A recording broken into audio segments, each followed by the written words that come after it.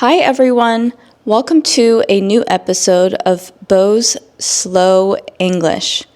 My new YouTube friend Sony from India requested for me to create a slow English vlog about how to sound formal. And I actually have a lot to say about this because in my normal full-time job or my 9 to 5 job, which is another way of saying full-time job, I have to be formal and professional all the time. And I just want to go back to the 9 to 5 job comment or phrase. It means that you work somewhere from 9 in the morning or 9 a.m. to 5 p.m. or 5 in the evening. So that is why it is called a 9 to 5 job, also known as a full-time job. I work at a skincare clinic and I work with many clients who are wealthy. They have money to be able to spend it on expensive procedures and skincare products. So in this lesson, I will teach you how I am formal with them in my speaking. And it's actually pretty simple. You just have to follow a few rules. Before we get started, I know that I have some new audience members here, and you may have never met me before. My name is Bo. Hi. And I am fairly new to YouTube. I've been on here for almost 1 year. My goal is to teach you English so that you feel confident in your speaking abilities as well as your listening. And the reason why I create these slow speaking vlogs is so that your brain can fully comprehend what I'm saying, and I hope you find this to be helpful. If you are new or if you are an existing subscriber, please comment and let me know what country you are watching from. And please like and subscribe to show me that you are enjoying my videos, and it'll keep me motivated. Growing up in a Korean-speaking household, I spoke Korean, and I learned that there's many different ways to be formal. And if you are to compare to the American English language, there aren't many ways to be formal. So it's interesting because there's a way to show your respect in maybe your tone and just adding a few words and your actions to an American. So I will teach you that. I will also provide some examples, and I will speak these examples quickly, and then I will speak it slowly to see if you are able to understand me at a normal pace. Let's think about one scenario. A client comes in to the clinic and they are interested in a cream, a face cream. And I want to know, how would you ask them in a formal, professional way if they want to try a sample of the cream? Would you say, "Do you want to try a sample?" Or, "Do you want to try a sample?" No, you would not say that because that sounds rude. It sounds too casual, which is another way of saying that it sounds informal. The better way of asking a client if they would like to sample a cream is, would you like to sample this cream? Would you like to sample this cream? So you would substitute do you want to with would you like to? And I know that in other languages, you follow the same rule, so there really isn't anything too different.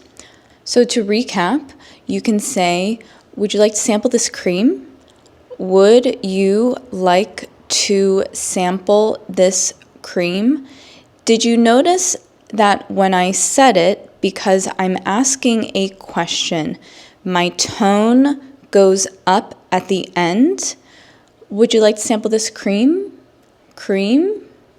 So in your tone, that is also how you can sound more formal and professional. My body stance, which is how I carry myself, which is another way of saying how I look when I am standing in front of the client. I have my shoulders back. I have my hands down. I'm not fidgety. That's a good word. Fidgety is like you move around a lot because you're distracted or anxious. I keep calm when I'm asking, would you like to sample this cream? And I will also look into their eyes, but I'm not going to stare into their eyes, because if you stare, you are weird. You're weird. But if you look lightly into their eyes, you look confident. And in other cultures, sometimes that is unacceptable, because when you look into someone's eyes, they might think that's rude, which is kind of the opposite of the American culture. Let's think about other scenarios when I'm at work, like offering a beverage. I went over this, which means I discussed this in a previous video where I will ask them if someone wants a water. When I'm asking a client if they want a water, I could say, would you like some water? Would you like some water?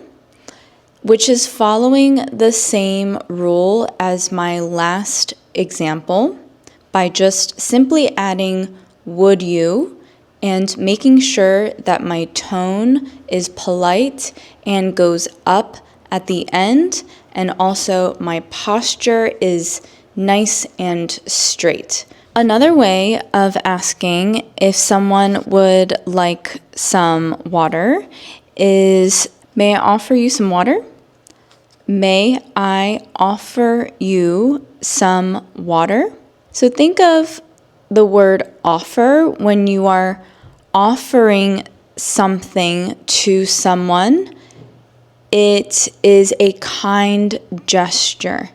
So you will normally associate the word offer with may I, or try to associate the word offer with may I.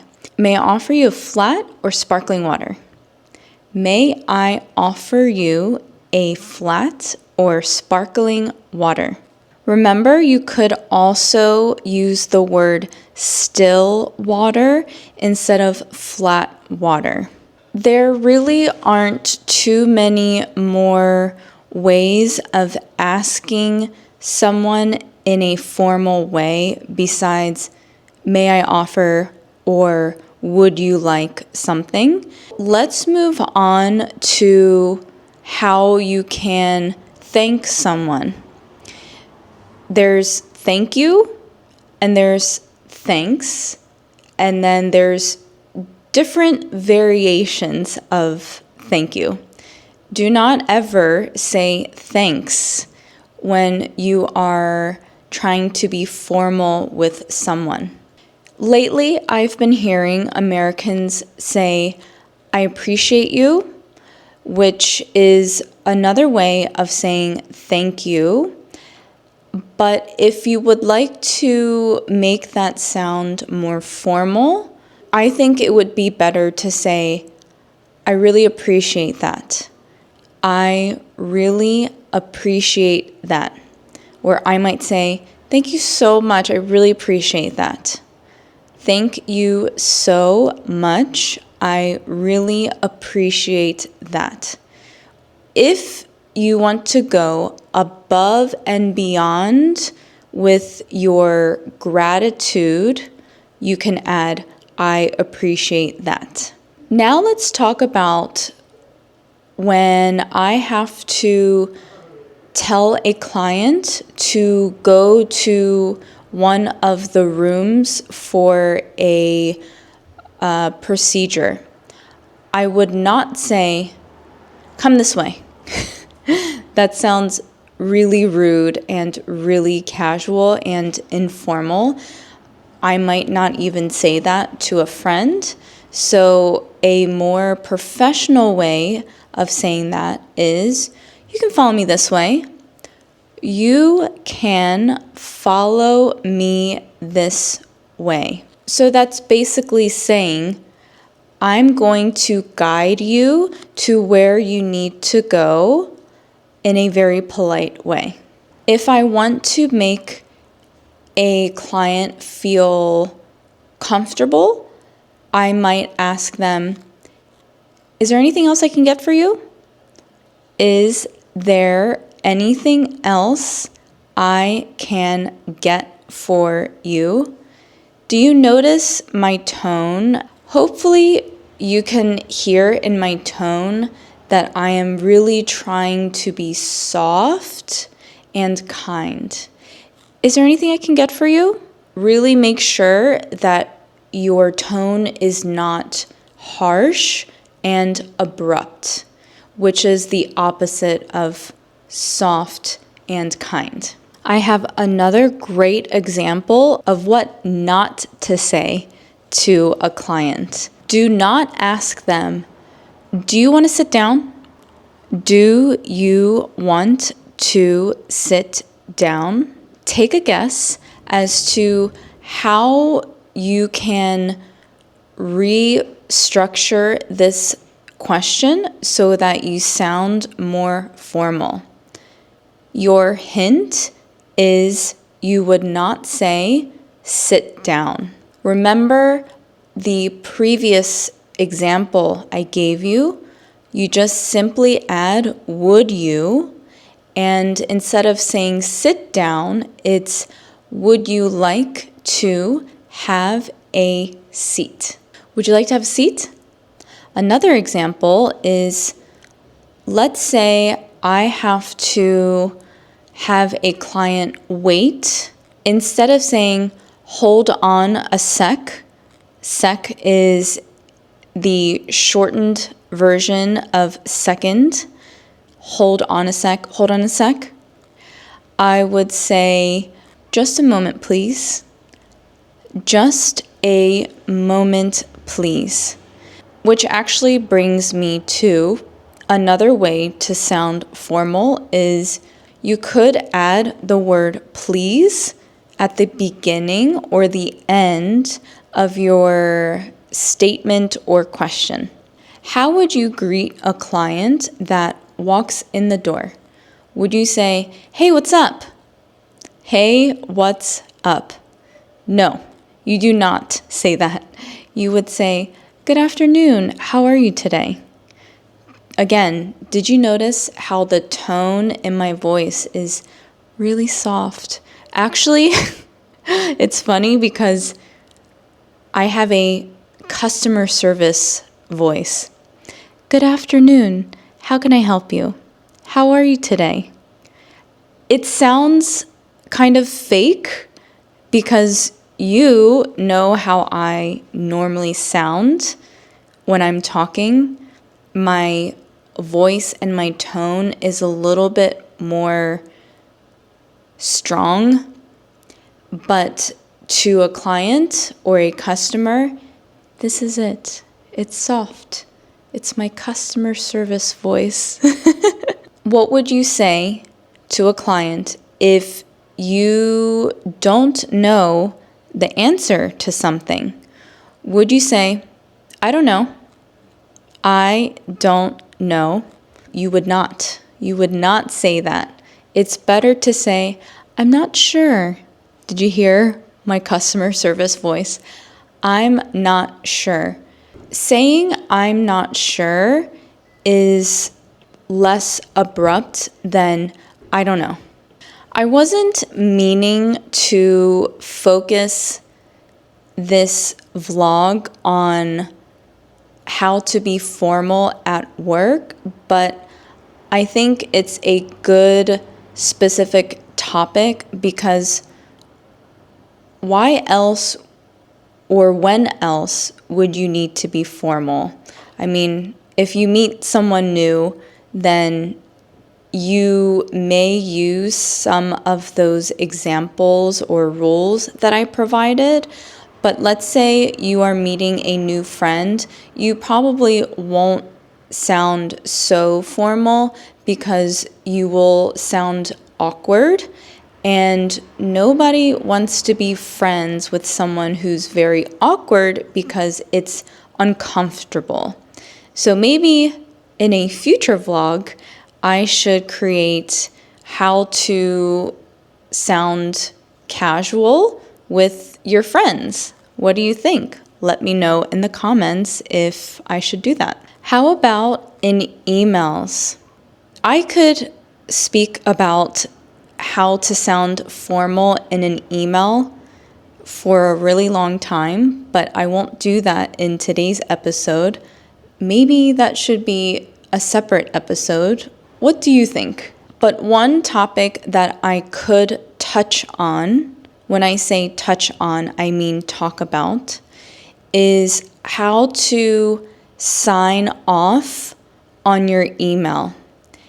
Sign off meaning at the very bottom of your email, right before you put your name, what do you put? You could put sincerely, you could put thank you. I personally like to put warm regards. So it would be warm regards, comma, and then the next line would say Bo. Some people will write best. Personally, I don't like best. I think just the word best sounds cold, which is the opposite of warm. And if you're cold, it's not very friendly. Because I work in the healthcare industry, I have seen some reps who are the sales representatives for brands that we purchase from. I have seen in their email signature, in good health, comma, and their name. I hope everyone watching today learned something new. Please share this with any of your friends who are on a similar English learning journey, and I can't wait to see you next time. Thank you again for watching.